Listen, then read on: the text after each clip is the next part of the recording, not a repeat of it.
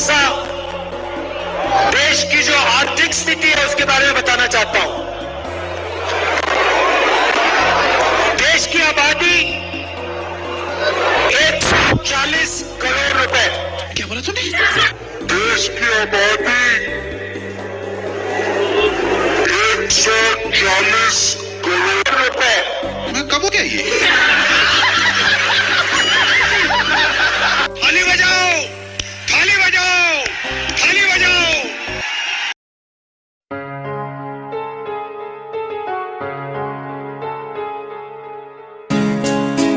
देखिए, कांग्रेस पार्टी अपने फ्लॉप हो चुके हीरो और 2 बार लॉन्चिंग में नाकाम हो चुके रॉकेट राहुल गांधी को फिर से लॉन्च करने की तैयारी में। जब जनता ने उन्हें पिछली बार ही नकार दिया था, 2 बार नकार दिया था, तो दोबारा से उस चीज को रीलॉन्च करने का कोई लॉजिक है क्या?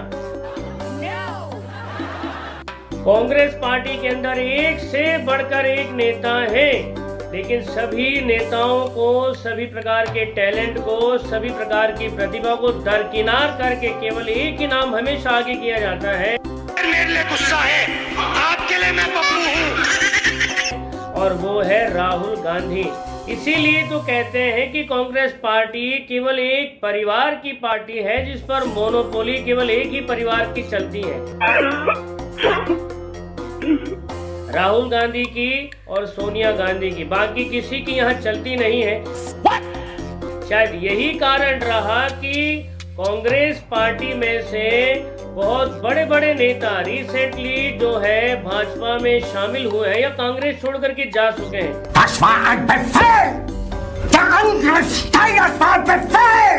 चाहे संजय निरुपम हो, चाहे गौरव जी हो, चाहे कोई और हो, तो यहाँ पर कांग्रेस बिल्कुल भी मंथन करती नजर नहीं आ रही है।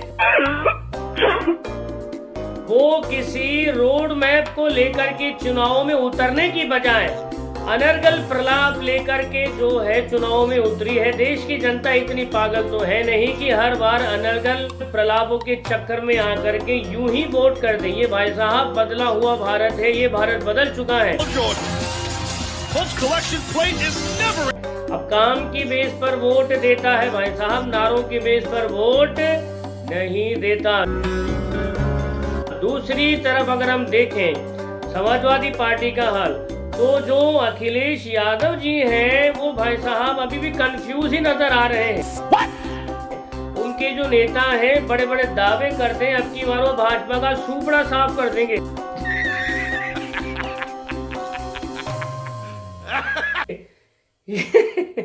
ये सुन करके अब मुझे हंसी भी आती है और मैं सोच में पड़ जाता हूँ, क्या इन लोगों की विचार शक्ति शून्य हो चुकी है?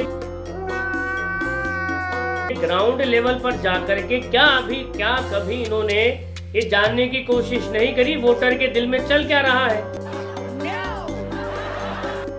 बल्कि यहाँ पर तो मुस्लिम वोटों को साधने की लामबंदी चल रही है। तो एक बात मैं फिर से कह रहा हूँ, क्या केवल मुस्लिमों का वोट लेकर के ये पावर में आ सकते हैं? तो मुख्तार अंसारी की मौत के बाद में उसके साथ हमदर्दी दिखा करके घर जा करके मुस्लिम वोट बैंक को जो है ध्रुवीकृत करके उसको अपने फेवर में लाने की कोशिश की जा रही है। तो उनका ये पैतरा काम आएगा। बात करें बंगाल की, तो संदेश खाली का मामला सामने आने के बाद में ममता बनर्जी वैसे ही बैकफुट पे है। ऊपर से उनके लगभग सारे नेता जो है सेंट्रल एजेंसीज के रडार पर है। और ये जो कारनामे उनके टीएमसी के मंत्री करके बैठे हैं, ये कोई चुनाव के आसपास खाते नहीं खुले हैं, ये तो जाने कब से खाते खुले हुए हैं। लेकिन जांच अब इस मोड़ पर आ चुकी है कि 2024 का लोकसभा इलेक्शन भी सामने है और जांच एजेंसियों को पर्टिकुलर केस में उनसे पूछताछ भी करनी है। और जब जांच एजेंसियां जाती हैं तो उन पर हमला हो जाता है। रिसेंटली एनआईए की टीम पर जो है फिर से हमला हो गया बंगाल में। अब बंगाल में ममता दीदी कह रही है कि रात को रेड मारने के लिए किसने कहा था? तो भाई क्या अपराधी से परमिशन ले? सर मैं आपको गिरफ्तार करने आ रहा हूँ, आपसे पूछताछ करने आ रहा हूँ, अगर आपकी आज्ञा है तो आ जाए। मजाक चल रहा है क्या यार? तो अगर अभी भी देखा जाए तो इंडिया अलायंस बिखरा हुआ है, उनके अंदर ना तो कोई एक ऐसा रोड मैप है भारत के उत्थान को लेकर के, ना ही आपस में एकजुटता है, ना ही कोई कम्युनिकेशन है, और ना ही किसी प्रकार का कोई भी एक डायलॉग है जिससे वो ये कह सके छाती ठोक करके, हाँ we are the real competition for the Bharatiya Janata party.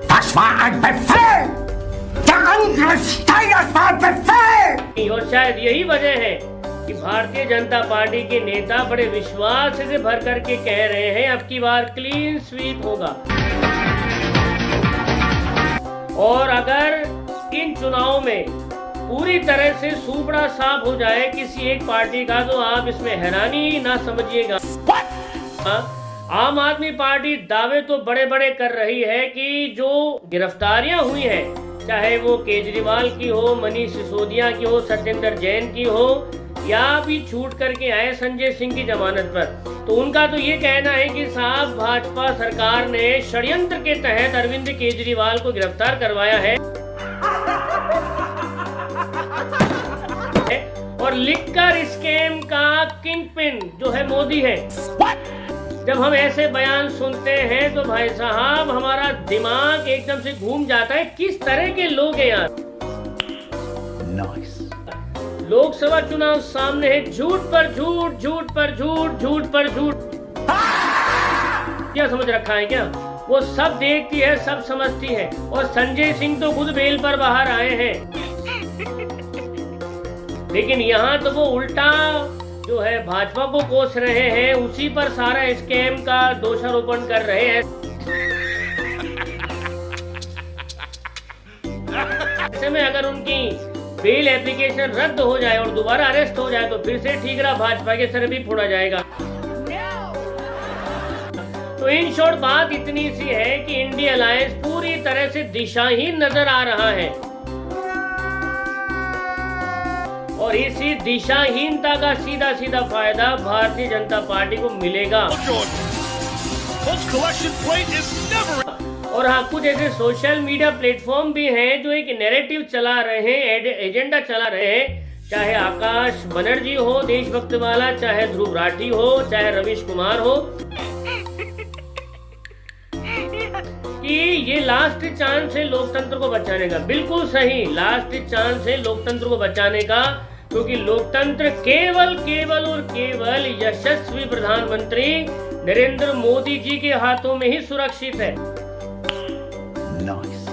आप कल्पना करके देखिए, अगर ये सत्ता इंडिया अलायंस के किसी नेता के हाथ में होती तो क्या हाल करते। अब मैं आपको थोड़ा सा देश की जो आर्थिक स्थिति है उसके बारे में बताना चाहता हूं। देश की आबादी 140 करोड़ रुपए। क्या बोला तूने? देश की आबादी 140 करोड़ रुपए। मैं कब हो गया ये? थाली बजाओ, थाली बजाओ, थाली बजाओ। अगर टीएमसी के हाथ में होती तो क्या कर रहा था शाहजहां शेख संदेश खाली में, आपसे छुपा नहीं होगा। क्या कर रहा था अखिलेश यादव, आपसे छुपा नहीं होगा।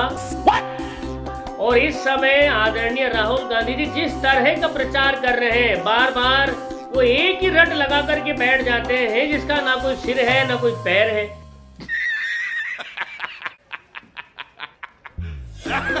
पहले रट लगाते थे राफेल राफेल राफेल, फिर अडानी अडानी अडानी अडानी तो अभी चलता है, कभी चौकीदार चोर है, कभी क्या कभी क्या, मतलब एक पर्टिकुलर इनके पास में मुद्दा है ही नहीं।